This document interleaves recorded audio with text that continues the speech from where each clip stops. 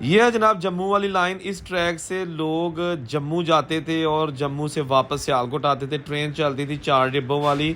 अब ये ट्रेन बिल्कुल यहाँ से नहीं चल रही, बंद हो गई है और ट्रैक भी ख़त्म होता जा रहा है। मैं दिखाता हूँ, ये एक ब्रिज आ गया है। ये ज़रा गौर से देखिएगा, ये पुराना पुल हमें नज़र आया है। मैं जाके देखता हूँ कि आज किस साल में है।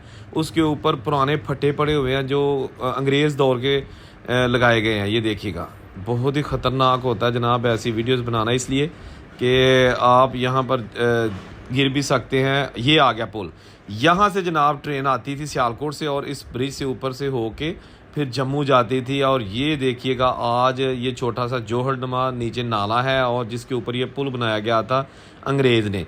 ये महाराजा जम्मू ने अंग्रेज़ को कह के ये ट्रैक बिछवाया था। जहाँ 1947 की जब पार्टीशन हो गई तो ट्रेनें जनाब हिंदू सिखों को लेकर यहाँ से जम्मू गई और जम्मू से मुसलमानों को लेकर वापस सियालकोट आई। तो अभी हम जनाब